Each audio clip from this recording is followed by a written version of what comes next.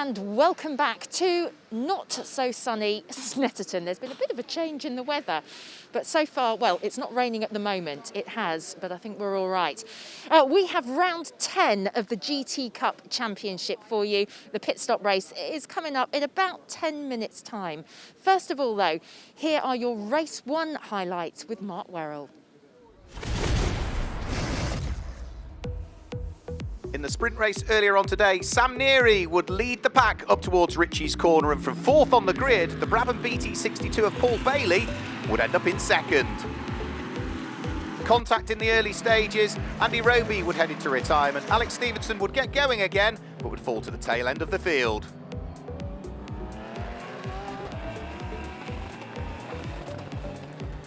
Having had an overnight engine rebuild, early problems for Steve Burgess' mechanical issues would also put him out of the race.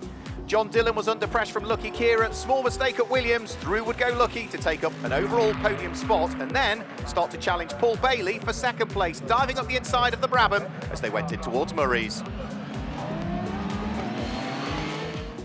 Lucky Kira, though, in a straight line, was caught again by Paul Bailey, and the pair would run side by side up towards Palmer, followed by John Dillon, but Dillon would make a mistake and in the background head off onto the grass. The Group GTA leader Simon Orange was having a great battle with Mo Ritson, the pair of them side by side and nose to tail, lap after lap. And there was also a fantastic squabble going on for 2nd, 3rd, 4th and 5th in Group GTH, headed by the number 90 McLaren of Mike Price. John Seal went off and into the barriers following contact with the Brabham of Paul Bailey whilst fighting for the lead of Group GTO, putting both cars out on the spot. Then Tom Rawlings was trying to get himself back ahead of Simon Orange. He got through, but was too late on the brakes at Ritchie's, would spin the car and lose the lead of Group GTH. But for Sam Neary, it was another untroubled race. The Abbott Mercedes that he shares with his father in the pit stop races would come through to make it 3 out of 3 this weekend in GT Cup.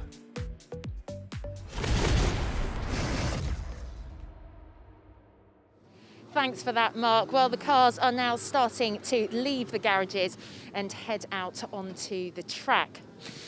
Before we get to the race, though, there is a team that's joining GT Cup for the first season this year, and that is Paddock Motorsport. And yesterday, they had their first class win. I joined the 2 young amateur drivers who are behind the wheel of their McLaren. I'm joined now by Mo Ritson and Tom Rawlings. So I'm just laughing there because Mark Werrell was waving at me as he walked past. Naughty Mark. Guys, Tom, first of all, you have just finished racing in the sprint. But I have to say, congratulations yesterday because you had your first win, your first class win. And it's a big class, the GTH, heavily contested, so well done. Yeah, it was a really good win yesterday. I started the race, the endurance race yesterday, and unfortunately I went for the outside and got caught up with some GT3 Lambos at the hairpin in the 2nd turn, and so I had to pull it back from there. And once I pulled it back, I think we come in with for the pit stop was a 2.5 second lead in our class, and then Mo jumped in just to finish off, which he done really well. So yeah, and just talk us through yesterday's race, Mo, as well. It was great. Tom did a great job in the first stint. Despite the hiccup at the start, he rebounded from it amazingly. Got us back from, I think it was 7th back up to 1st, which was exactly what we needed, and built a nice gap, like you said. The pit stop, we practiced it over and over, and it went to plan. It all went nice and smoothly. Then, for me, it was just hold off the pros, which was a new experience. Ollie Webb in my mirrors. It was just kind of keeping my head focused and not letting the pressure get to me. And we came out on top. Albeit quite close at the end, but top step of the podium, which is great for the team's first podium and everything. Yeah, it's fantastic because we should mention, you mentioned pro drivers, but both of you are actually AM drivers. And so what's sort of your history with motor racing? Because you're young lads. yeah, I started karting when I was about 8 or 9. From karting, we did Junior 1000 rallying, finished 3rd in the British Junior Rally Championship. Then we've done single seater racing, and then we've done a year in minis, No, 2 years in Mini, sorry. And then now we're here doing GT racing, so yeah. And what about you, Mo? Not much history in it. I never really did any karting. I did a bit of indoor stuff. And then I did junior saloon cars in a little Citroen Saxo for a year. And then took a fairly big step to the Ginetta G50 in Britcar. So that was a year of that. And last year we weren't able to race just for certain reasons with COVID and everything like that. And here we are. You know, it's great to be with, you know, a well-established team with Martin and Kelvin as team managers. They're doing an amazing job, especially in their first year running the McLaren. And with Tom and everything, you know, everything's fallen into place, so it's great. Wow, yeah, that is quite a big jump for you, isn't it? To just suddenly be doing GT Cup. Are you enjoying it so far? Yeah, it's brilliant. The team have ran the team really well so far, and I can't fault anything they do any weekend, so yeah, it's really good. And what about the car itself? Let's talk about it, because you're standing in front. The number 26 here. Tell us about your McLaren. It's great. Absolutely love it. It's one of the most fun cars I've ever driven. You know, hats off to the guys, you know, behind it all, developing it all, and you know, they've got a great race car that's, you know, this weekend it's proven it's extremely competitive, which is what you want at the end of the day. You know, it's got its own, you know, personality traits that take a bit of getting used to, but that's part of learning, especially when we're this young. It's part of the big path to, you know, making a career in this is understanding these cars. So great to hear from the new team and its two drivers. Well, we've got round 10 of the championship coming up in a few moments' time. We're still a long way to go in the championship, but let's just have a look at who are the group leaders at this stage in the GT Cup. Group GTH for the GT4 cars is being led by the new team, also for this year, Orange Racing, powered by JMH. Simon Orange and Josh Jackson sharing that car throughout the season. The sister car to it also leads Group GTA, and that's the other car that Simon Orange and Josh Jackson also share. They are on 198 points, leading Group GTA, and that keeps them right the way towards the top of the overall championship standings on 198. Group GTO, well, John Seal and Jamie Stanley are now actually on equal points with the pairing of what will be Paul Bailey and Ross Wiley. Both of those are now on 135 following the maths that were done after the race earlier on. Group GT3 is being led by the Team ABBA Racing car, and you can see it is on 218 points, only 2 points adrift of the Group GTC leading car that also leads the overall championship across all of the groups. Top Cats Racing, brand new car for them, but Jensen Lunn and Warren Gilbert have got to grips with it beautifully well. And Group GTB is being led by the Team Hard Race pairing of Richard Marsh and Sam Randon. So it's all very close still. There's a long way to go because, remember, subject to the number of starters in each group, 3 or more, 25 points for the race win, 18 points for second, 15 points for third. If there's just 2 starters in the group, it's 18 points for the win. And if there's just 1 starter, which I think there is in Group GTO in this race, provided we get the Radical at the back of the grid because of its problems earlier on, because this grid is formed from the fastest lap time set in the sprint race earlier on. Such has been the rate of attrition in Group GTO this weekend, with Richard Chamberlain having problems, John Seal and Paul Bailey coming together, as we saw in the highlights of the sprint race earlier on. Both of those cars are unable to take this start, so Group GTO, just the 1 car starting, 15 points it would be for a win for that Radical if he could see the checkered flag, because that has been plagued with a couple of issues this weekend, with suspension issues in the sprint race earlier on and engine issues in the race yesterday. So the cars are making their way out onto the circuit. Remember, this is the pit stop race, so we will hand down to Michelle in a short while, but just to give you the format for the pit stop race, then we will see the groups of cars pit at differing times. So because it is the Sunday pit stop race, then Group 1, which is either the Group GTO cars, the Group GT3 cars and the Group GTC cars, will dive into the pit lane between the 29th and the 35th minute of the race, whereas the Group 2 cars, which are the cars in Group GTB, Group GTH and Group GTA, which stopped later yesterday, they will stop between the 24th and the 29th minute of the race today. So they actually are the first batch to stop. So they swap it round each day. So whichever group pits first one day, the other group pit first the second day. And all of that is because such is the popularity of the GT Cup Championship, with a very full pit lane. If everybody were to descend on the pit lane in one foul swoop, it would be very dangerous. Too many cars in there, too many mechanics and people working on it, and driver changes taking place. So sensible decisions by Butte Motorsport, the organisers of the GT Cup, to segregate the separate groups so that there are 2 separate pit windows for each and no overlapping in between the pair of them. So the cars working their way round onto the grid. We will give you the grid when they head off on their formation lap. We've given you the way that the standings work. We've given you the pit stop windows. We will also give you the starting drivers as well, as and when they head around there. And remember, just to again just give you the rundown, Group GT3 is for the GT3 homologated cars, of which that is one of them, the number 88 ABBA Racing Mercedes. Group GTO are for the open specification cars. That's just the Radical at the back of the grid, if indeed it's made it after its repairs from earlier on. Group GTC is for later challenge cars, so the likes of the Lamborghini Super Trofeo sit in that group. Group GTB is for earlier challenge cars, so that's the likes of the 911 Cup cars and the Marcos Mantis. Group GTH is for GT4 spec cars, and Group GTA is largely this weekend for what will be the Ginetta Super Cup specification cars. So cars forming up on the grid. I think Michelle has probably found her way onto the grid somewhere. Yes, Mark, I am. I'm here on the grid. Again, we're still waiting for a few of the cars, the front runners as well, to come through. I think that's the number 88, just about to take P1. There we go.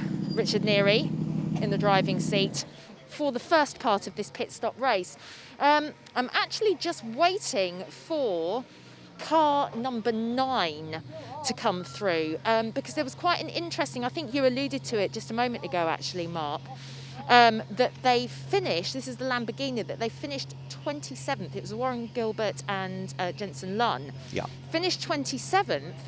Yet they've still come out as winners. Can you just explain that a bit to us? Yeah, it's just pulled up behind you now, actually, Yeah. Michelle. Yeah, so it's based on the number of starters in the group. So in yesterday's pit stop race, there were 3 starters in Group GTC.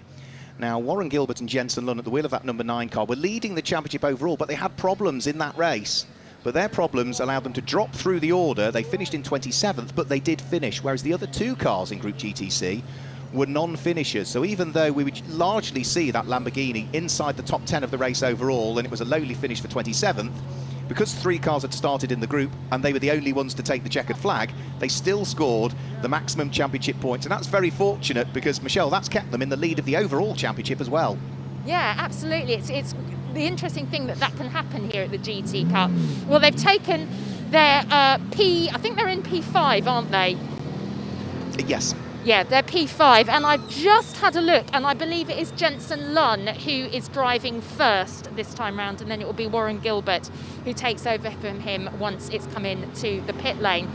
It's starting to really shape up. We've got a few last cars coming through. That's our second position car just taking its place, the number 61. And then I think it's looking good. We will be ready to start this pit stop race. So it's 50 minutes altogether, and remember that they do have to come into the pit. But Mark, I know that you'll be able to explain a lot more about how that works for us.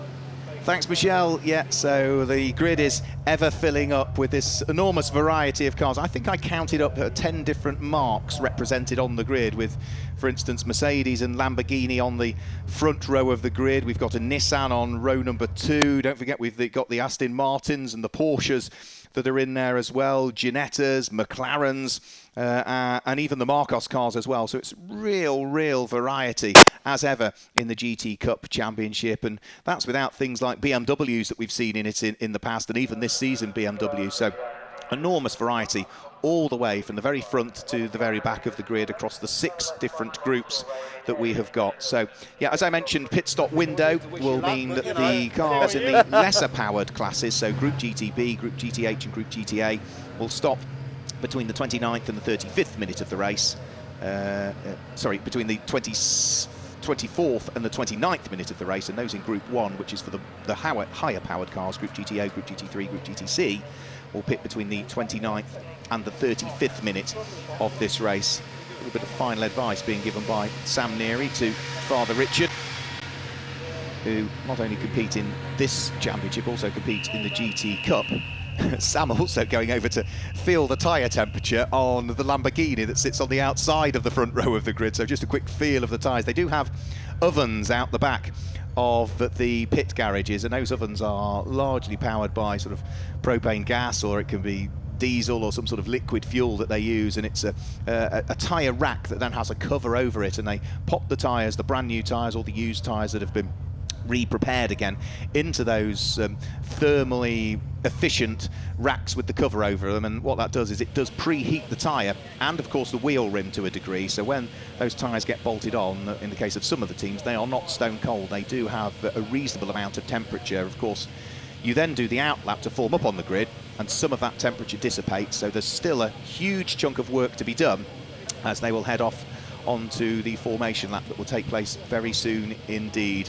So 50-minute race coming up. We saw a win in the pit stop race yesterday for the very car that sits there on pole position. The Team ABBA Racing Mercedes have so far this weekend taken a clean sweep as well. 3 races in, 2 sprint races and 1 pit stop race, and they are yet to be beaten in not just GT3, but overall for victory. You can also see the back of the grid. Doesn't look as though the the Radical has made it out, so it is an all Ginetta back row of the grid. We have not got the Raw Motorsport Radical RXC Coupe that should have been started by Ben Dimmock out into the race, I'm afraid. So that is without question one that we have lost as well. So I don't think we've got any Group GTO cars in this one. We started the weekend with at least 4, and sadly all for various reasons have fallen by the wayside, because track time, there's lots of it in GT Cup, with practice sessions both days, qualifying sessions both days, and both a sprint and a pit stop race both days. There's no shortage of track time in the GT Cup, and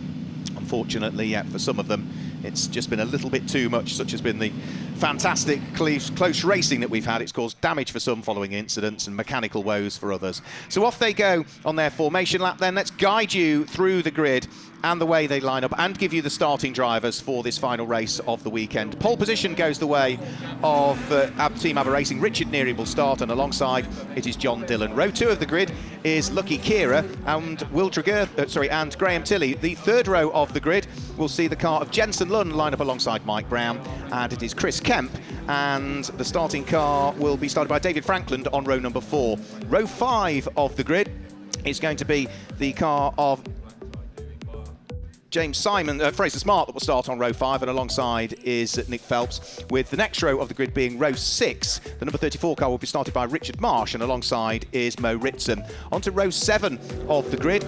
And the inside of row 7, we will see the number 67 car, which is Simon Orange. Alongside is Morgan Tilbrook. Row 8 of the grid is Carl Cavers and James Guess, who I said earlier on was feeling a little bit under the weather over the course of today. On to the next row of the grid, it's Mike Price, who won Group GT8 earlier on in a frantic battle. He sits alongside number 1, which is Josh Jackson, with Mark Hopton.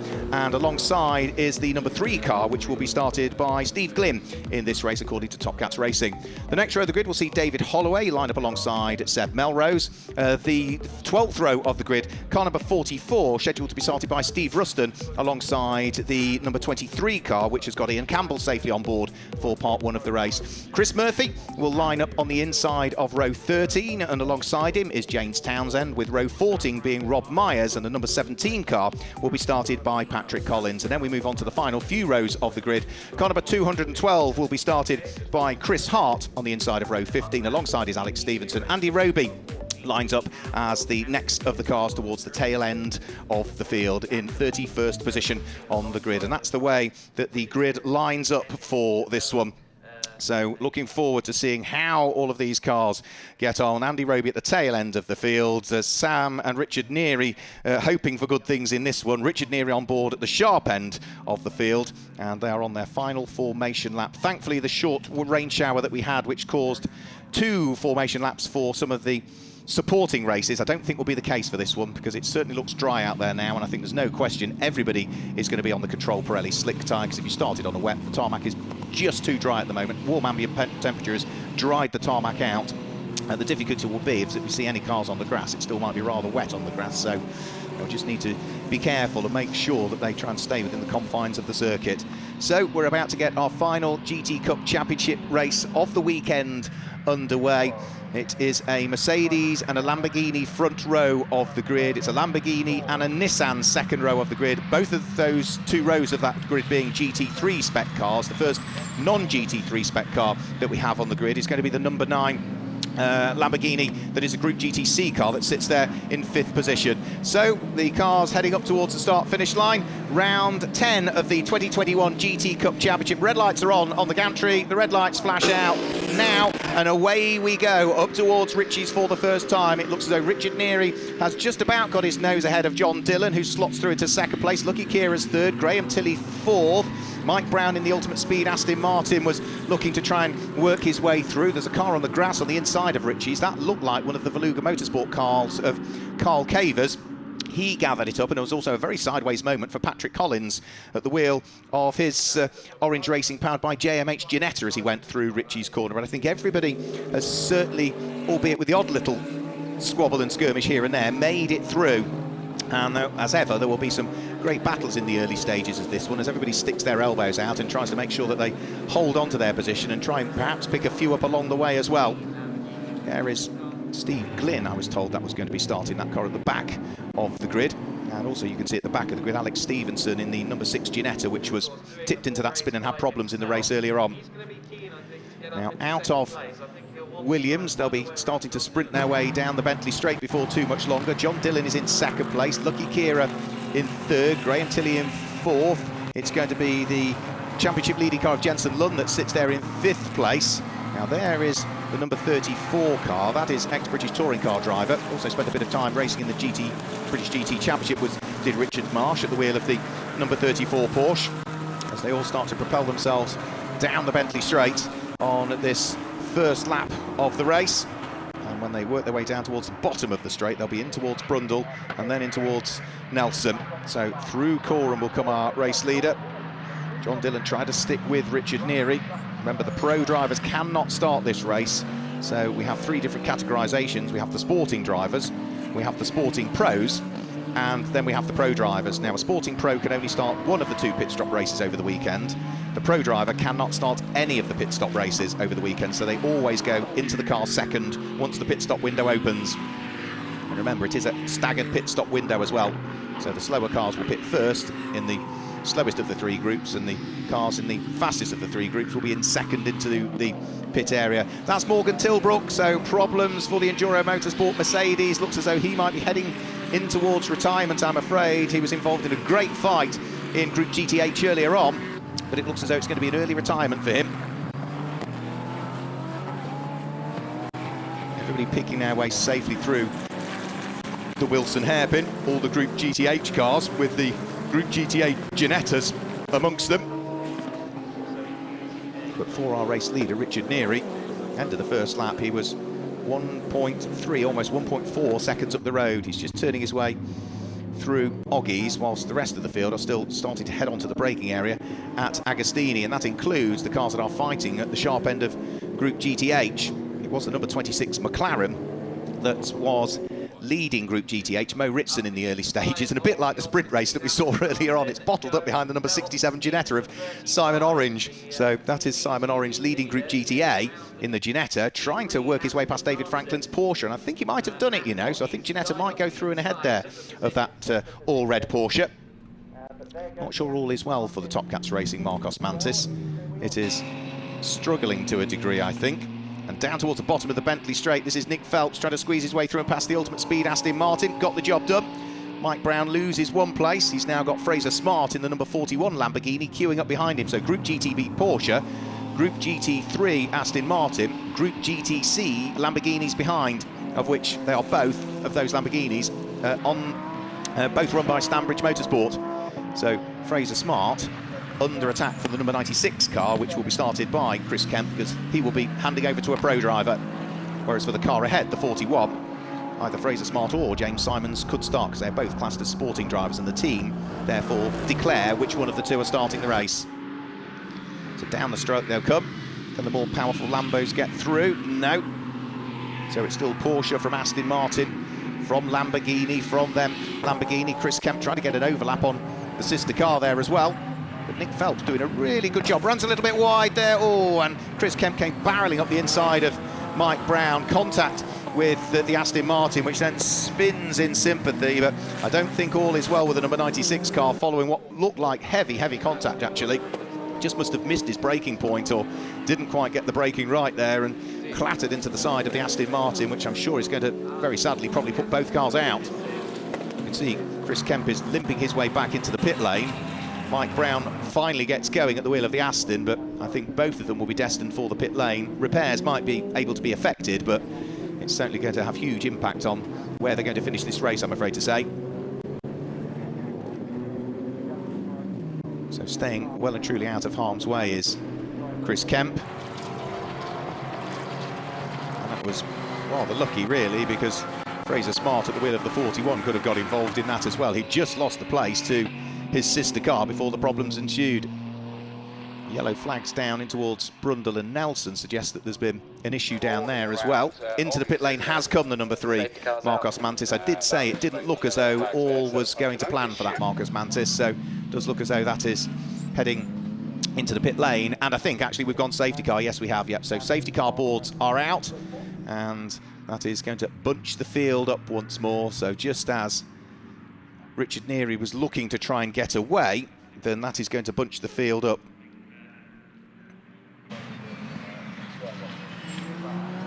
I think, yeah, the safety car is out, potentially because of the position at which Morgan Tilbrook's car has come to race. Now remember, we do have success seconds come the pit stop window, so depending on where the cars finished in the previous pit stop race affects them. Success seconds are based on the results of each class and group in the first pit stop race and subsequent races thereafter, so the success seconds are added to the next pit stop time that the car and driver would otherwise have had. So if you win your group, it's an extra 20 seconds. If you're second in your group, it's an extra 15. And if you're third in your group, it's an extra 10. So we can see Top Cats Racing working away to try and solve the problems with that car. Steve Glynn it is sitting patiently behind the wheel of it. And yeah, Morgan Tilbrook's car, with the position that it's come to rest, in need of recovery. That is on the outside of Murray's, almost at pit lane exit. So I'm sure Morgan tried to get the car towards pit lane entry, but couldn't quite make it. So the car has ground to a halt on the way out of Murray's and didn't quite have enough momentum to head in towards the pit lane. So that's going to bunch them all up again. So leading Group GT3 is our overall race leader, number 88, Richard Neary. The leading car in Group GTC is running down in 5th position. That's the number 9 car that is run by Top Cats Racing, the Lamborghini. That is running as the lead car in Group GTC. The lead car in Group GTB is the white and pink and blue Porsche, number 35, Nick Phelps. He's there in 6th position. Group GTA leading car is number 67, Simon Orange, down in 9th place. Leading Group GTH is going to be Mo Ritson in the number 26 McLaren in 10th position. That gives you the group leaders at this stage, as Morgan Tilbrook's car is now moved out of harm's way. I think it's fair to say it's the only safety car period we've had in the GT Cup so far this weekend. So yes, there is a quite lights are still on the safety car, and then we can hopefully see the lights extinguished, and yep, lights are out on the safety car, so we're going to be good to go again in a few moments time, and then we can look forward to getting the race back underway. So weaving from side to side goes Richard Neary, just to try and maintain that little bit of temperature. The safety car has accelerated away. It's up to Richard Neary as to when he wants to get things back underway once more, and then he can start to try and build up that advantage that has dwindled as a result of this safety car period. So out of Murray's, now he decides to go for it. So the Mercedes now gets it foot down and looks to try and pull away from John Dillon. A good restart from Richard Neary as he heads over the start-finish line. And we'll need a good restart as well, because remember, we do have success seconds that need to be brought into consideration. That lead Mercedes is going to have to stop for an extra 20 seconds relative to other cars that sit behind it in the group. John Dillon's car, for instance, which is second in the race, has got an extra 15 seconds that it's got to stop for, and Lucky Kira, who sits there in third at the wheel of that number 247 car, has no additional time penalty to worry about come the pit stop. So that is not really what Richard Neary wanted in the early stages. He needed the race to stay clean so he could build up an advantage that he can then perhaps overcome it. Oh, that looked close further back. David Franklin's getting tangled up with the Make It Happen racing car of Chris Hart. You can see that's caused body rub and damage to the front left corner of Chris Hart's car. The Porsche looks for the moment to have got away with it, but the Ginetta certainly not. And with that amount of smoke coming off the front corner, yeah, that's, if it's not a puncture already, it's going to be very, very shortly. And that car, yeah, it's already got a puncture or suspension damage, I think, by the look of things. That tyre is certainly off the rim, but the angle that it's at might potentially mean that it's lost either an upright somewhere, or one of the wishbones has come astray. We'll have to wait and see as to whether it is just a simple repair of the tyre. Now you can see, yeah, it is one of the wishbones that I think, has failed on that car following the contact. Didn't take much, but that has now put Chris Hart out of the race. Stephen Walton will not get the opportunity to drive, I'm afraid. And that's a real shame for that team, because they did claim their first group win in the first race of the weekend. First group win of the season, that is. So Richard Neary looking to try and press on. There goes John Dillon, under pressure from the Lamborghini of Lucky Kira. Both of those Lamborghinis running to GT3 specifications, so they sit in Group GT3, just like the race leader. Graham Tilley's Nissan that's there in fourth also runs in Group GT3. But it's Mercedes from Lamborghini, then the Nissan in the hands of Graham Tilley. And the only driver that will remain behind the wheel of the car for the whole race is Lucky Kira, of these cars in the top four.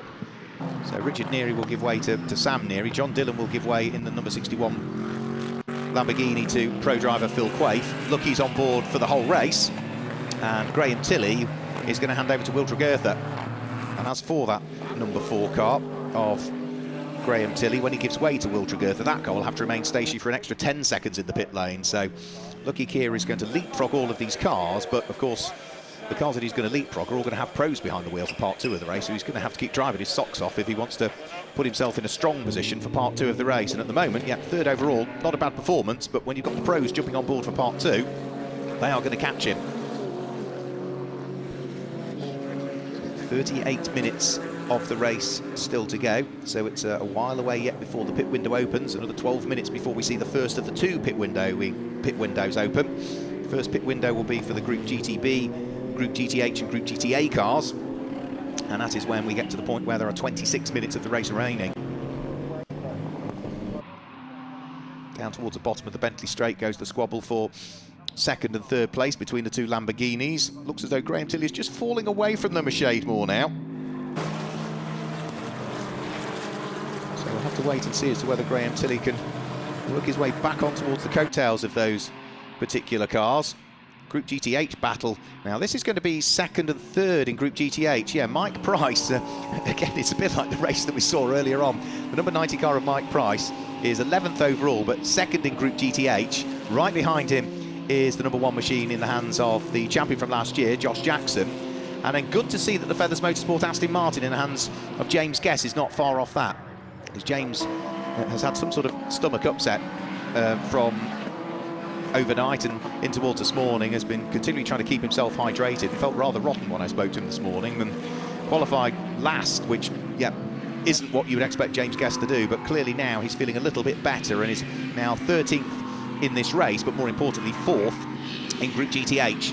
It's a McLaren 1, 2, 3 in Group GTH, and the first non-McLaren in that car, in that category, which caters for the GT4 cars, is that Aston Martin. So Mike Price, fresh from his first group win of the season earlier on today. The car that prepared the green and white McLaren by Balfe Motorsport, based up in Lincolnshire, run by Sean Balfe and the family. Going beautifully well. The two Lamborghinis still pushing hard as well, as is our race leader, because he was raising the dust in the background there as he worked his way out of Oggies. So down the Bentley straight goes Richard Neary, and good to see, right, the Top Cats Racing Marcos Mantis has made it back out by the look of things, so repairs have been effected for Steve Glim, so he may well be a lap or 2 adrift now following those problems. He is only on lap number 5, whereas the race leader is on lap number 7, so he's lost a couple of laps with those issues, but at least they're back in the race. That's the important thing. Now, last time through, Richard Neary set the fastest lap of the race that we've seen so far, 1 minute 52.363. He's on for another good lap this time, but he's got the traffic to deal with. And sweeping their way around the outside of Steve Glynn's Marcos Mantis go the 2 Lamborghinis. John Dillon in the number 61 car, still there in 2nd place. Lucky Kira, an ever-present danger. The 2 Greystone GT McLarens going wheel to wheel as well. Mark Hopton just ahead of Ian Campbell. Great to see Greystone GT out with us. 2 cars this weekend. They're back to 3 for Alton Park. I was talking to Tim Mullen, himself a very, very quick driver, earlier on over the course of this weekend, and their master plan is potentially up to 5 before the end of the season from Greystone GT. But yeah, they're having a good little battle, and just off the back of them is another Aston Martin. That's the number 15 car, which is in the hands of David Holloway. So David Holloway is pushing hard to try and get himself right up onto terms with them. David, who was runner-up in Group GTH in this championship back in 2018. onto the brakes, and up towards Murray's goes the number 35 Porsche. That's 6th position. Nick Phelps coming under pressure from Fraser Smart. Porsche runs in Group GTB. Fraser Smart runs in Group GTC. The Lamborghini having a quick look up the inside, heading in towards Palmer, but the door was always going to close. But for Nick Phelps, done lots of track days before, has Nick Phelps, but has never really done any racing. And he's a tall chap. He's well over 6 feet tall, but has really been, I would say, a mega driver over the course of this season. Has not really put a wheel wrong so far, and has always been able to, 6'8" tall he is, has been there or thereabouts in Group GTB over the course of the season. So considering his relative lack of experience compared to others, doing a very good job indeed, I would say. John Dillon still in 2nd position. The fight that we're looking at now are the 2 Greystone GT McLarens. Mark Hopton ahead of Ian Campbell. That's for 5th, 6th, and then David Holloway 7th in Group GTH. And in reality, 15th, 16th and 17th overall in the race. Now we've got 33 minutes to go, so we're about 7 minutes away from the pit window opening still, so still plenty of time for these drivers to keep pushing out on circuit. John Dillon has had very little respite, really, since taking up 2nd place earlier on in the race. And Lucky Kier is pushing him to its very limits by the look of things. Very evenly matched on the 2 cars, run by different teams. The number 61 car is run by Scott Sport. The number 247 car is run by Simon Green Motorsport. And that, I'm afraid, is the Group GTB Championship leading car out. That is Richard Marsh, that's clearly got problems with the number 34 car. That is going to put a big dent in their championship aspirations, not just for overall championship, but for the group as well, that they were leading. Now, depending on where Richard Marsh has parked that car, hopefully it's out of harm's way and won't require the need for a safety car. Fraser Smart has finally made it through and past Nick Phelps. So that's the number 41 car now. Upper position. Oh no, the Marcos is back in as well. And similar work being done under the bonnet of the car. Arguably the oldest car in the championship. As I mentioned earlier on, dating back to the one-make series that we had for the Marcos Mantis back in the 1990s. So down to the bottom of the Bentley straight comes our race leader, Richard Neary, not really getting away. Another fastest lap for the race leader last time through, 1 minute 51.80, 1 minute 51.817 for Richard Neary. John Dillon was last time through almost a 1.5 seconds slower than that. But that's largely because he's being kept very honest by Lucky Kira, and the 2 of them are arguably slowing each other up. Now this is still the fight for 2nd and 3rd in Group GTH. And also the fight for the final place inside the top 10. Mike Price under pressure from the number 1 McLaren in the hands of Josh Jackson. So they thread their way out of Williams, start to propel themselves down the Bentley straight. James Guess, who was with them, has just fallen away a little bit from the pair ahead at the wheel of his Feathers Motorsport Aston Martin. But there's no falling away from Lucky Kira. He's still there, still busy filling the mirrors of John Dillon. And also the 2 Greystone McLarens still line astern, with David Holloway's Aston Martin not too far away as well. So the number 77 car in hands of Mark Hopton, new to motorsport this year, has done quite a lot of track days in performance cars in the past as Mark Hopton. That's what Greystone GT do, and then with this new programme, bring drivers through into motorsport. Very good programme they've put themselves together with. Right behind him is his teammate as well, Ian Campbell, another driver new to racing. Safety cars coming out, I'm afraid, and this is going to be, again, just before the pit window opens. So if we can get, I would imagine, Richard Marsh's car cleared out of harm's way, it should be a fairly short safety car period. I can only imagine that's the car that the race officials have concerns about, because we saw it in the background at Murray's where it wasn't in the safest of places. So hopefully that will allow that car to be dragged out of the way. The Marcos is, again, having had, hopefully, permanent repairs sorted on it, is making its way back out onto the circuit. But all of this really isn't what the race-leading car needs, because remember, we've got those success seconds that we need to consider following the race win yesterday. But of course, we know that Team ABBA Racing and their Mercedes are going to have to stop for an additional 20 seconds in the pit lane. John Dillon, who sits there in 2nd place, is going to have to stop for an extra 15 seconds when he hands over to Phil Quaife.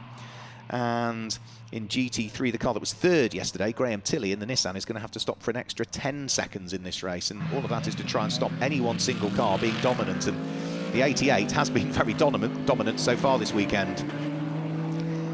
In Group GTO, we've got no success seconds to worry about because we don't have any cars running in Group GTO. In Group GTB, it will be the Team Hard car that would have had maximum success seconds, but we know that is out of the race because that has brought about the safety car period. So we will see the number 911 car of David Franklin, when he gives way to James Hillary, have an extra 15 seconds in the pits, and the number 35 car with Nick Phelps, who drove solo yesterday but is sharing the car today with the Irishman Sean Doyle. That will have an extra 10 seconds to spend in the pit lane. Then when we move on to Group GTC, the only car that we've got to worry about in Group GTC is the number 9 Top Cats Racing Marcos Mantis. That's got an extra 20 seconds to spend in the pit lane, but no other cars in Group GTC have any additional time penalties to worry about. So for Fraser Smart in the 41, who sits just one place behind that number 9 Lamborghini in the race, and bearing in mind the safety car's going to bunch them all up, that puts the number 41 into potentially a good position to maybe get a group win in this race, possibly. That's all I'll say. It hasn't had a group win so far this season, so if it were to, it would be the first for it this year. And then when we move on to Group GTH, it is going to be the number 26 McLaren that has 20 seconds, the 23 McLaren of Ian Campbell has 15 seconds, and the 90 McLaren of Mike Price, when he hands over to Callum McLeod, will have 10. And Group GTA, I'll just give you, it's an extra 20 seconds for number 67, which is Simon Orange, an extra 15 seconds it would have been for car number 212, but we know that that car in the hands of Chris Hart retired earlier on, and the other car in Group GTA that does have penalties is the number 6 Ginetta, which will be Alex Stevenson when he hands over to James Kellett.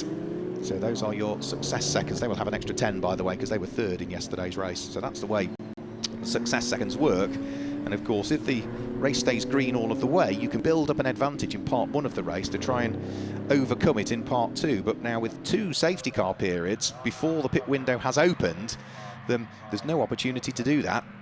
And the pit window will open for the likes of the Group GTB, Group GTH and Group GTA cars in around about 90 seconds time. So by the next time they come over the start-finish line, the pit window will be open. And of course, next time they come round, they will still be under the safety car. So we're surely going to see, one would imagine, all of the cars from those groups dive their way into the pit lane. Because if you spend too much time behind the safety car, you're just going to slow yourself up. I do think the safety car will come in next time through, because that Porsche is not far away from being towed towards pit lane entry now. So don't think it will be long before we see the lights extinguished on the safety car. That will happen as it heads out of Brundle and Nelson, so it will continue around for the rest of this lap with its lights illuminated. And just to confirm, prior to the pit window opening, the running order: number 88 Richard Neary leads the race, 61, which is John Dillon, is in second place, and third place is the number 247 Lamborghini of Lucky Kira. Fourth at the moment is number 4, which is Graham Tilley. Fifth is number 9, that's the Group GTC leader, which is going to be Jensen Lund for part 1 of the race. And sixth is number 41, which is Fraser Smart. 7th is 35, Nick Phelps, that's the Group GTB leading car. 8th is the Group GTA leading car, which is number 67, which is Simon Orange. And 9th is the Group GTH leading car, which is number 26, Mo Ritson, for the first part of the race. That means all of our group winners are inside the top 9 in this race. And completing the top 10 is the number 90 car, which is Mike Price. And I think that puts particularly that number 90 car into a very handy position for part 2 of the race, because the number 90 car in Group GTH yesterday finished in 3rd position, so picks up an extra 10 success seconds. Now, some of the cars already come into the pit lane, because as you can see, there are now less than 26 minutes to go. So into the pit lane comes David Franklin, ready to hand over to James Hillary. Also coming into the pit lane looked as though it was Alex Stevenson at the wheel of the Century Motorsport, number 6 Ginetta, to hand over to James Kellett, who's the pro driver. Remember, the pros can only get in for part 2 of the race. David Franklin is sort of extracted out of the number 911 car.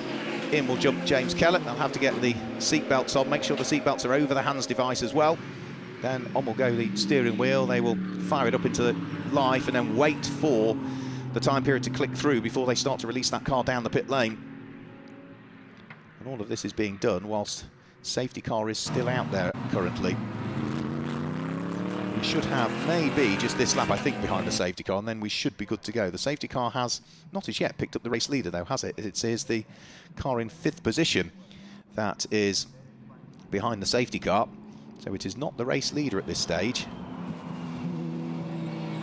Now, are they going to release all of the other cars through? No, I don't know. The lights are off on the safety car, so we're going to get the race back underway. The safety car has not picked up the race leader, so it is going to be the car in 5th position which is going to get the race back underway, and that is the car that leads Group GTC at the moment. The car that's second in Group GTC is right behind it. Now, for the number 9 car, this hasn't really worked out at all, because they've got an extra 20 seconds come the pit stop window. The 41 that sits behind has got 0 seconds, so it should put the number 41 car, when Fraser Smart hands over to James Simons, into a very, very strong position indeed in this race. So Warren Gilbert and Jensen Lunn are going to have a tall order here. Jensen Lunn with the last few minutes of driving before that car will head in towards the pit lane. Everybody else, though, is piling in. So in comes Simon Orange, Josh Jackson is in, James Guest comes in to hand over to Aston Martin young driver star, which is Tom Canning, the British GT champion in the GT4 class back in 2019, who is driving that car this weekend as Darren Turner is away on Nürburgring 24-hour duty, so we'd usually share that car with James.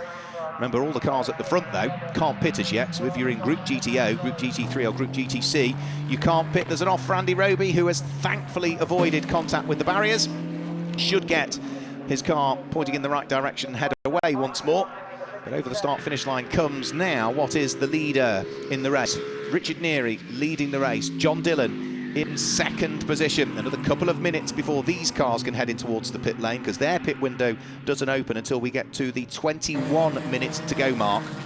And then from there, they have to have completed their pit stops before the final 15 minutes of the race. But it's an easy process for most where you've got a pro driver. You let the sporting driver do as little of the time as possible, and then get the pro in for as much as you can. So you always pit at the front end of the window when you've got the quicker driver going in second. In reality, that's the best way for it to work. Richard Neary already starting to build a small advantage between himself and John Dillon. In 2nd place, Lucky Kira. Remember, he's doing the whole race on his own, sitting there in 3rd position at the wheel of the largely black Lamborghini, but with its red and lighter green flashes to it. Graham Tilley's not too far away either. All of the rest of the cars that were pitting will now have concluded those pit stops and be back on their out laps as the driver changes have occurred for the vast majority. Andy Roby has got going again once more. You can see all the gaffer tape to the front end of what was a largely orange Marcos at the beginning of the weekend, but a few problems in the race earlier on have required repairs. And you can see all the yellow gaffer tape to hold the nose of the Marcos together. Great work by the team to get that car out following its damage. So I'm not going to be able to see the race leaders pit this time. Remember, they're just going to be a few seconds away from the pit window opening. You can only pit between the 29th minute and the 35th minute of the race, and we're not quite into the 29th minute yet. So we are, 30 seconds away as Richard Neary turns his way out of Murray, so he's going to have to continue for one more lap. And it's the beam at pit lane entry that is what is triggered, so all of these cars in the top 4 can't pit this time, if my understanding of the regulations are right. If they do, there could potentially be a penalty now, and they're all wise to that. They've all continued over the start-finish line. So Richard Neary, John Dillon, Lucky Kira, Graham Tilley, top 4, all onto one further lap in what are ever-darkening skies as well. It's still warm and humid here, but ever-darkening skies, I would suggest.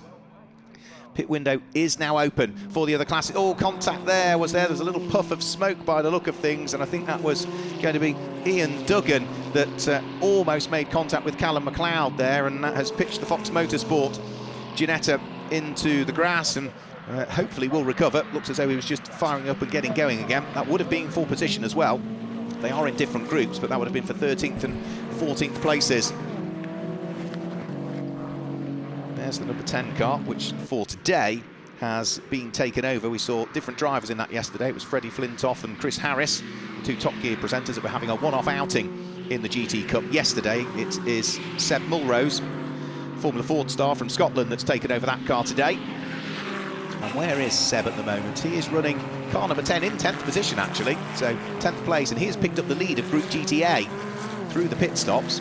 He is leading Group GTA currently.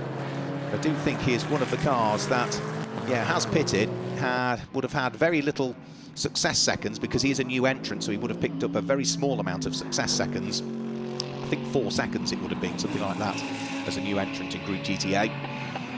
But that has propelled him into the lead of the group. Now, this time, I think we'll see the front 4 come in.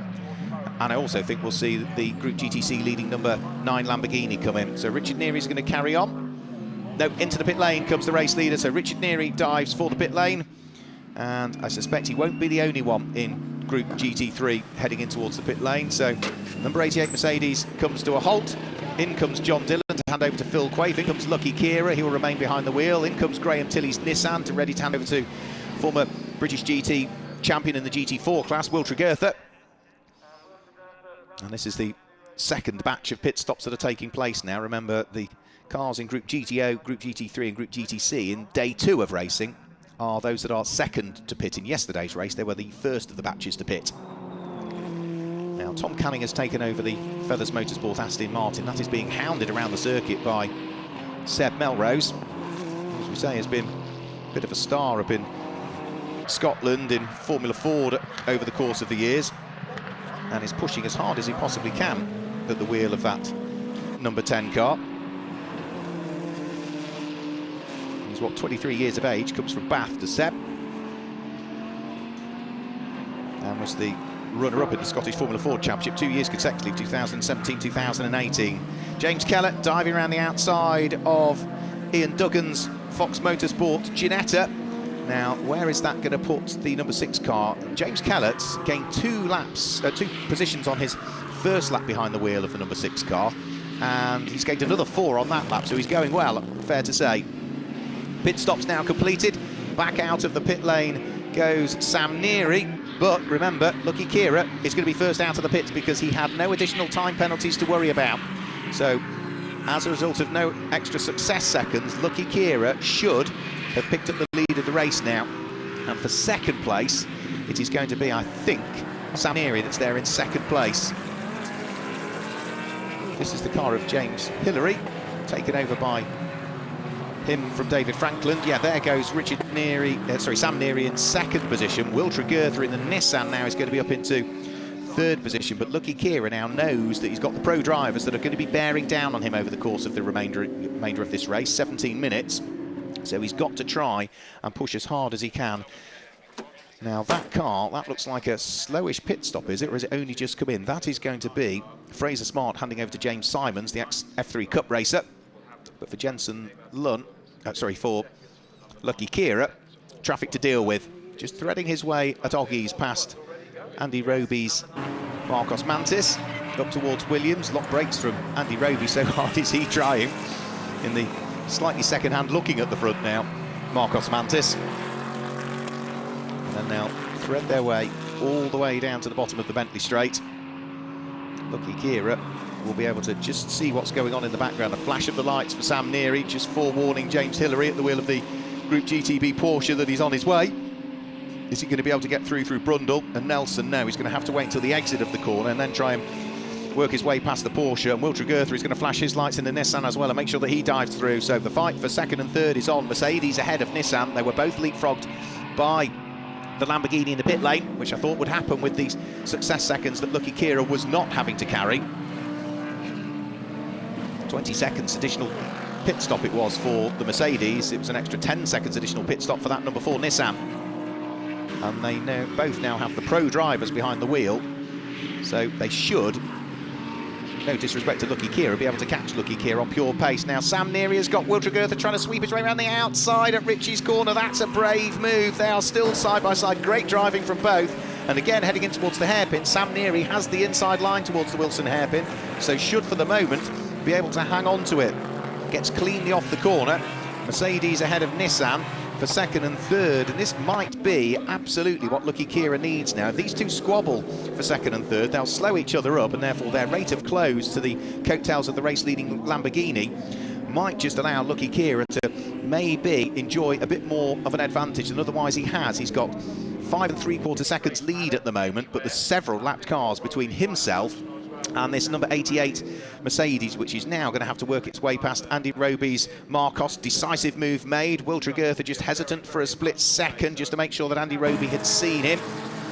There goes Lucky Kira.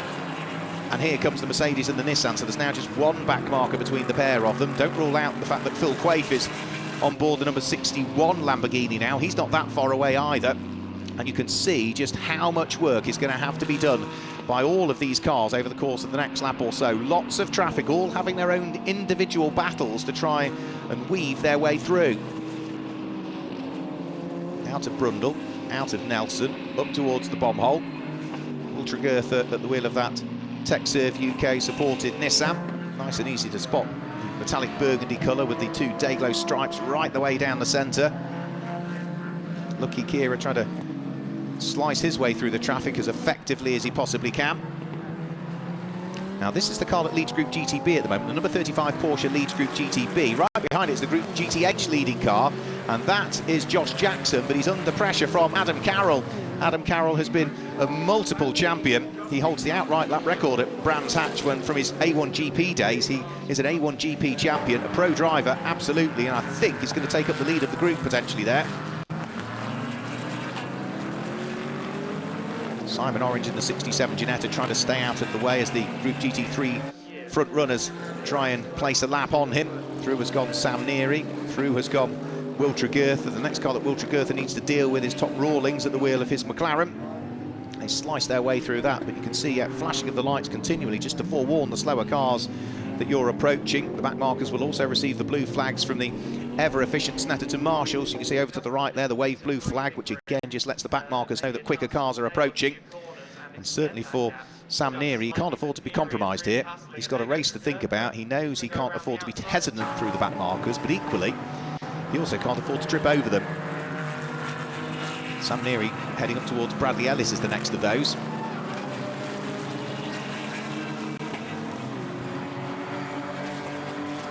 Down the Bentley straight, yet again they will thread their way. Lucky Kira is getting caught. The lead advantage has been whittled down over the course of the last lap or so. The last lap from Lucky Kira, the race leader, 1 minute 55.5. The lap from Sam Neary, 1 minute 52.6, and from Wiltragertha, it's the best lap that Nissan had done so far, 153.0. And even Phil Quaife, who's there in fourth place, it was a 152.8 from him. So Lucky Kira is leading the race, but he's the slowest car inside the top four of them at the moment. Now, some of that pace on that previous lap might have come down to traffic, but I think either way, now the pros are on board, Lucky knows that he is probably going to have his work cut out. 12 minutes to go. Over the start-finish line they'll go. Sam Neary sets the fastest lap of the race, almost. In the final third of it, he was quicker than anybody. 36.6 seconds through the final third of the lap. And that was a 52.6 from him that time through. So you can see he's right up onto terms now with Lucky Kira for the lead of the race. Are we going to see a clean sweep of victories for Team ABBA Racing? 12 minutes to go. Sam Neary pushing hard. Lucky Kira is trying to wring the neck of the Simon Green Motorsport prepared Lamborghini Huracan to try and hang on to the lead of the race. He'd be desperate to try and grab a victory if he can. We haven't seen Lucky on the podium in the group too many times so far this year, but an outright win would be exactly the tonic that he needs. But I do fear he's going to have his work cut out here. Round through Hamilton they'll go in towards the braking area for Oggy. Sam Neary dives up the inside of Lucky Kira, who can't close the door. The Mercedes goes through, takes up the lead. The inevitable finally happening, and Lucky Kira now finds himself in second position. He's lost the lead, but what he will want to do now is hang on to the coattails of that race-leading Mercedes and hope that he doesn't get now picked off by Wiltragertha and Phil Quaife, who are closing in the Nissan and the number 61 Lamborghini, respectively. Through the traffic once more, windscreen wiper comes on Lucky Kira. Might be a bit more rain in the air, potentially, which could add extra spice to the mix. So, for the 19th time of asking, thundering noise of the Mercedes in the hands of Sam Neary turns its way through Coram. Elsewhere down through the order, this is Josh Jackson, the number 1 McLaren, leading Group GTH. Quite comfortably he's leading Group GTH, or is he? No, he's had a problem. He's lost 3 places on that lap, and Adam Carroll has gone through to the lead of Group GTH, has he? Just have a quick look. Yeah, that number 1 McLaren was leading the group, and that was a slow lap from him last time through. So he's now down to 3rd in the group. Adam Carroll has gone through. Tom Canning at the wheel of number 82, Aston Martin, has gone through as well for Feathers Motorsport. that's championship points lost, I'm afraid, there for them. Right at the top end of Group GTA.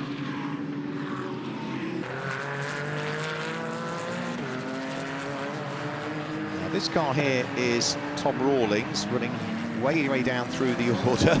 Andy Roby's still busy. Bradley Ellis, just almost avoided the contact there with what would have been James Hillary's Porsche. That slowed his exit coming out of the corner, and also taking the opportunity to go through there was European Le Mans Series and World Endurance driver Ollie Webb at the wheel of the 23 McLaren.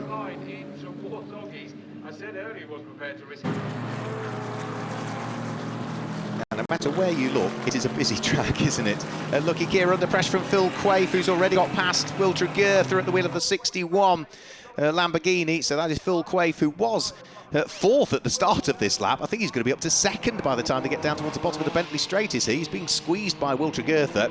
None of this will worry our race leader, Sam Neary, who is still amongst the traffic. But who's through into second? No, it's still Will Tregeartha in the Nissan that's hanging on to second place. Phil Quaife hasn't quite been able to unlock the door to it as yet. So Nissan ahead of Lamborghini. Then the black Lamborghini with its lighter green flashes in the hands of Lucky Kira.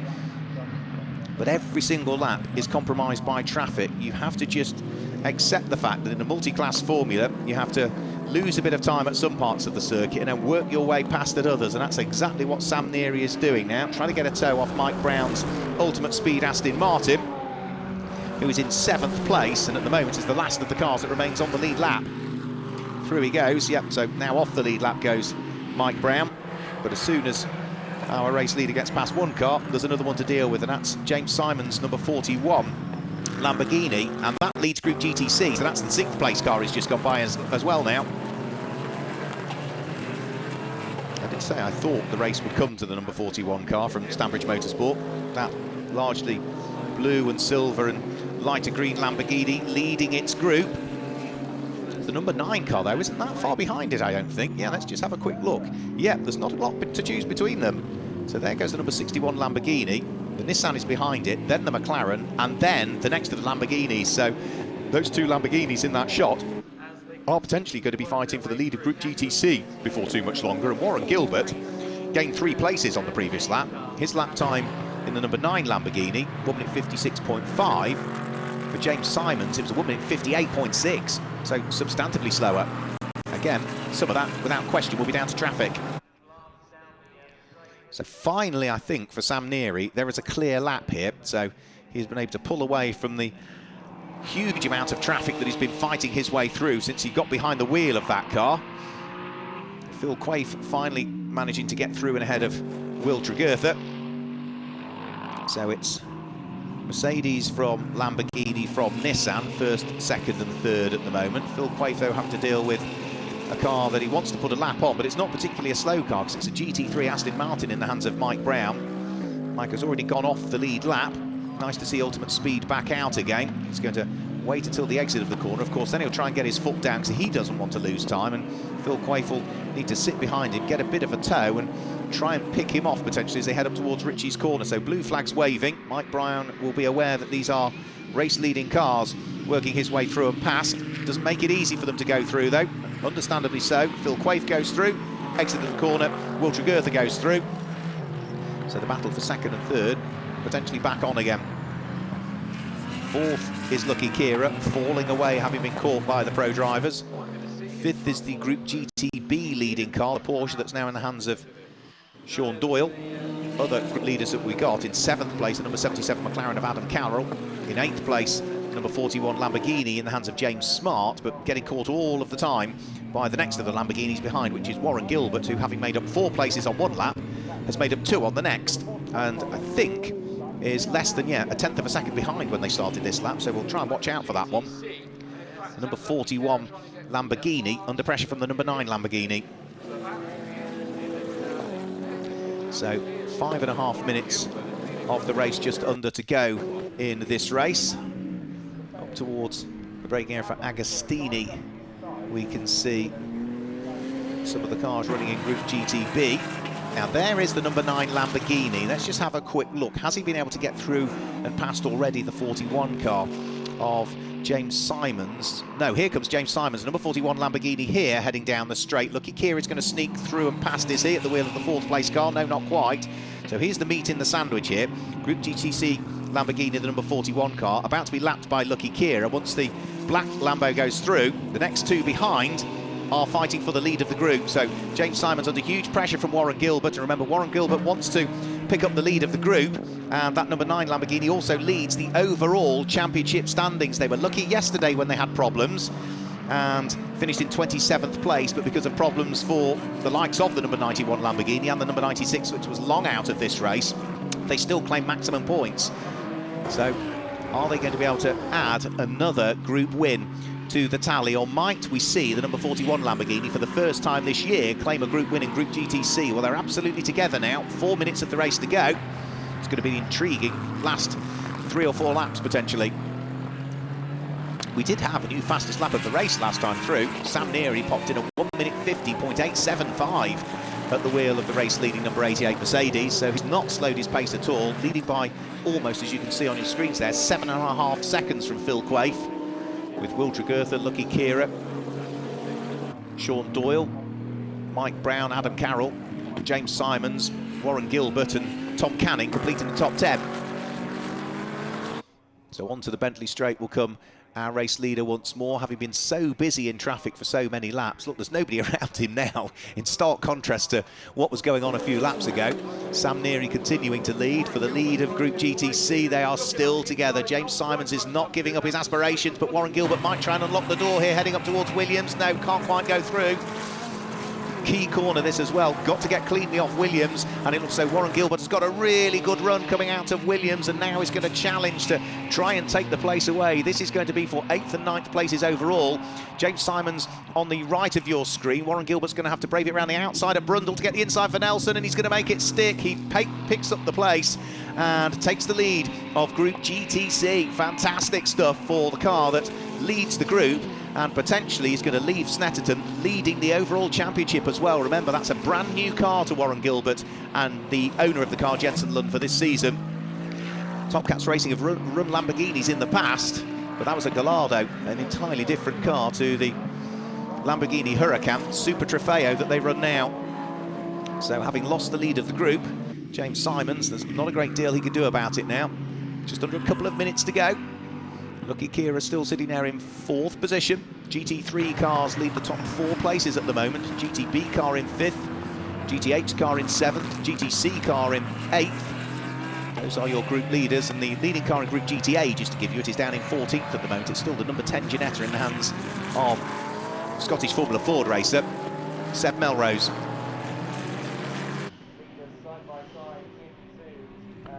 So Lucky Kira still with a little bit of traffic to deal with. This will be the 4th place car about to place a lap on the 6th place car. Will Tregurtha in the Nissan picking his way out of Oggies. And in the Group GTH squabble, this is going to be 3rd, 4th and 5th in Group GTH. So this is Josh Jackson fighting away with the pro drivers that are now catching him as well. The number 90 having been taken over by former British GT and Blancpain racer Callum McLeod, and the number 15 Aston Martin taken over by former British GT3 champion back in 2007 Bradley Ellis. So really good fights going on all the way as ever through the order, and even right the way down to what we're looking at now, the number 26 McLaren in the hands of Mo Ritson, 8th in the group, fighting away with Ollie Webb at the wheel of the number 23 car. That's for 21st and 22nd position overall.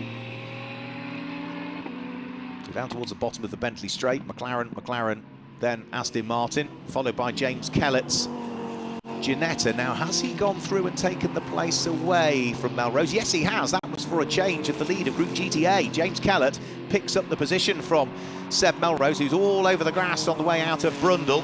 But the number 10 Ginetta has now lost the lead of the class, and it's the Century Motorsport black and red car of James Kellett, having taken over from Alex Stevenson, that's now picked up the lead of Group GTA. Now, that would be a great result for Alex Stevenson and James Kellett. They'd had sort of 2nd and 3rd in groups coming into this weekend in Group GTA. We saw them on the Group GTA podium as well over the course of this weekend, but they have not as yet had a win in Group GTA in the 3 races, because we saw the Make It Happen Ginetta racing car win the first race of the weekend in Group GTA, and the number 67 Orange Racing, powered by JMH car, claimed wins in yesterday's pit stop race and the sprint race earlier on in the group, so it would be a first group win for the season for them. The clock has ticked to 0 for the final time. Sam Neary picks his way out of Brundle, out of Nelson, up towards the area of the Bomholt, sweeping his way through the right-hander and then up to the never-ending right-hander. There is Dad, Richard Neary, waiting on the pit wall. It is going to be a clean sweep this weekend in the GT Cup Championship for Team ABBA Racing and the number 88 Mercedes of Richard Neary, who started the car, and his son Sam Neary, the 19-year-old, who brings it towards the checkered flag. 4 out of 4 in the GT Cup Championship, and as I said earlier on, for a team that weren't necessarily going to do the full championship. They'd done so well in the early part of the year, they've decided to become a full season entry, and well, they're proving to be a force to be reckoned with. Phil Quaife, taking over from John Dillon, finishes in second place, and it will be Will Tregerth, who brought the Nissan towards the line, having taken over from Graham Tilley, that will finish in third position. Over the start-finish line comes the number 35 car. That's Sean Doyle, who has picked up for himself and Nick Phelps top honours in Group GTB, and we've still got this fight going on for third, fourth and fifth in Group GTH. Josh Jackson under pressure from Callum McLeod and Bradley Ellis, the two pros ganging up on, well, the amateur driver. To say he's an am is almost being disparaging to him, because Josh Jackson is a very, very good driver in his own right, and he has fended off the pros that have been queuing up behind him, Callum McLeod and the number 15 Aston Martin, in the hands of Bradley Ellis, and will take third in the group at the wheel of that number 1 car. So it's more championship points for them to scoop up when we tally things up towards the end of the season. Plenty more cars still to trickle their way over the start-finish line. Through has just come the number 6 Ginetta to claim Group GTA honours, so well done to James Kellett, having taken over from Alex Stevenson. That is their first group win, as far as I can tell, of the season so far, so they will be hugely, hugely delighted with that. And also, I think we've seen a first group win also for the number 77 McLaren of Mark Hopton and Adam Carroll. We saw a win, or a first podium, group podium for the sister car to it yesterday. But for the number 77 car, that is their first Group GTH win of the GT Cup season. So well done to them for a solid performance.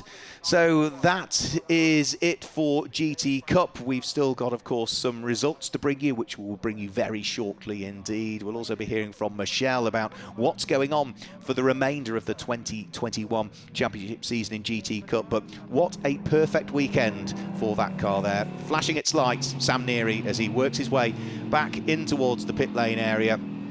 4 out of 4. And not quite as dominant as the other wins, but that was largely only because of those 2 safety car periods that we had. He still won himself, and Dad, of course, Richard Neary, by 8.5 seconds when the checkered flag came out. And, well, you wouldn't bet against them potentially being right at the sharp end of this championship until the very end.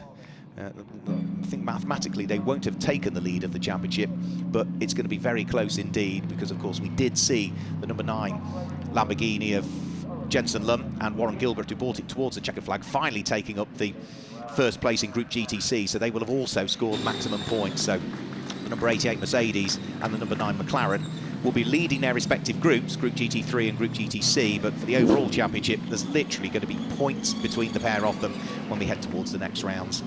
So we will wait and see as to what might happen, because it's a long season and consistency is the key. I think Paul Bailey alluded to that in his interview with us over the course of the weekend. You have to remain consistent. Totals from all point-scoring rounds in the 2021 GT Cup Championship season will determine the final championship points, as the way that the regulations are written. So you can't afford a bad weekend. You can afford maybe a bad race if then you're hugely consistent for the rest of the season, but you have 2 or 3 or 4 bad races, whether it be bad luck, wrong place, wrong time, mechanical issues, but you just have to remain consistent and try and pick up the points and have a little bit of good luck along the way. So that is what so far that car has had. So I think what we're going to do is we're going to head down towards Michelle and the pit lane and maybe try and get some reaction post-race. Hello there, Mark. Yes, I'm down here at the garage where We've got the number 88. You're going to have to follow me in here because they're running away from me. Let's have a quick chat. Guys, I've got to come in and jump in. I know you've just got out of the car. Can I ask you to come out here so we can see you? He's just got to get his helmet off. There we go. We've got Richard with us. Sam will join us in just a second. He just needs to put a door back on. These are the sorts of things that happen. What a result. 4 out of 4 for them this weekend. It's so good. No, it's all good. Fantastic. Well done. You've had 4 out of 4 this weekend. I mean, what a result. Absolutely. We've tried a few times. We've had 3 out of 4 a few times, but we've never managed to get all 4. So, yeah, we've been very lucky today. Yeah. How was it, Sam? Well done. Yeah, no, it was interesting. Unfortunately, the safety cars came out at the wrong time and sort of got rid of Richard's lead that he brought out. But, you know, we've had a great battle with Will in turn 1, which was great fun. And then past Lucky. And, you know, it was all clean and fair. And I loved every minute of it, really. It was great. Congratulations. It was a real top result for you. I can see you're both very happy. Go and have your celebratory water. Thank you. Well, Mark, I'm going to hand back to you just before we do our goodbyes because I know you've got a run through of all the results for us. Thanks, Michelle. Yeah, always good to chat to the winners, and what a weekend it has been for Team ABBA and Richard and Sam Neary. So let's just confirm the results for round 10 of the GT Cup Championship. It was a win for Team ABBA Racing and the Mercedes. Second was John Dillon and Phil Quaife with their Lamborghini. And third was Graham Tilley and Will Tregurtha. Lucky Kira completed the top 4. And the first of the non-Group GT3 cars was the Group GTB winner of Nick Phelps and Sean Doyle, who finished in 5th position, with Mike Brown finishing in 6th. And the Group GTC leading car, which I think mathematically, subject to official confirmation, will still be the overall championship leader, finished in 7th place of Warren Gilbert and Jensen Lum. 8th place and a first group win of the season for Mark Hopton and the pro driver Adam Carroll. 9th place for James Simon and Fraser Smart, and completing the top 10 was James Guess, who was partnered this weekend with Tom Canning.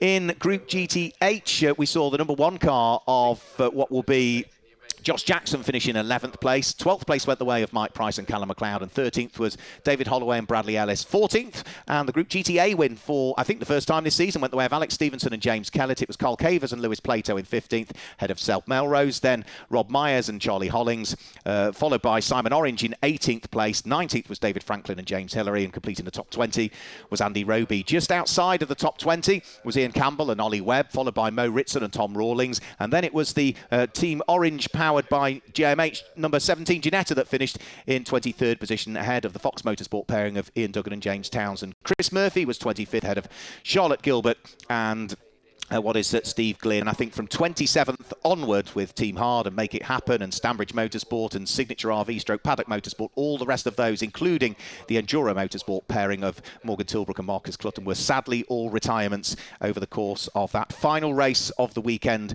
for the GT Cup Championship. So whilst that's the final race of the weekend here at Snetterton, there's still plenty more to come up in the 2021 season. And I think Michelle can give us our final goodbyes and tell us a little bit about that. Yes, almost got run over by the number 88 there that came off its blocks, but I'm still here. I'm ready to go. That is it. What a superb weekend of racing here in Norfolk. Thank you so much for joining us. GT Cup will be back again, but for one day only. It is the 3rd of July. This time round, we will be rolling into Alton Park. So hopefully you can join us for that one with more live coverage of GT Cup racing.